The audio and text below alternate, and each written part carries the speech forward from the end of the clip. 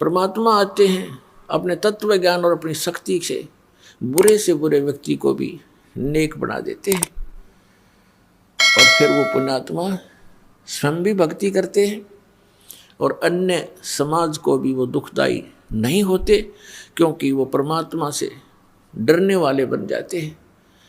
परमात्मा से डर उस समय लगता है जब हम कुछ तत्व ज्ञान से परिचित हो जाते हैं। तत्व ज्ञान से परिचित होने के बाद परमात्मा कहते हैं तुमने उस दरगाह का मैल नहीं देखा और धर्मराज के तिल तिल का लेखा, कि तुम यहाँ गलतियाँ करते हो, रिश्वत लेते हो, किसी को सताते हो, अपने से निर्बल को तंग करते हो। परमात्मा के पास तुम्हारा एक एक श्वास का अकाउंट है।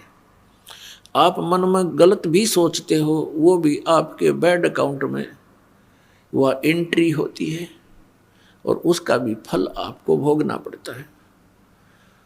आप देखते हो किसी की टांग कट गई, किसी का हाथ कट गया, किसी की आंखें फूट गई, कोई कोढ़ से पीड़ित है, किसी को कैंसर है, किसी की जिह्वा में कैंसर है, किसी के कहीं पर परेशानी है। ये कारण क्या है? अब वो सोचता है कि मैंने इस जन्म में कुछ ऐसा किया नहीं, भगवान कहाँ है, मुझे क्यों दुख दिया। तो ये हमारी बालकों वाली बुद्धि है। हम भूल जाते हैं कि हम पहले भी बहुत बार जन्म चुके हैं और उन जन्मों में हमने कितने जुल्म किए हुए होते हैं। राजा बने, वह अनरस किए, अत्याचार किए, शक्ति का दुरुपयोग किया और अब उसका भोग किया। कोई अंधा होकर डोल रहा है, कोई दोनों पैर नहीं उसके। पुण्यात्माओं, ये तो हुआ सो हुआ।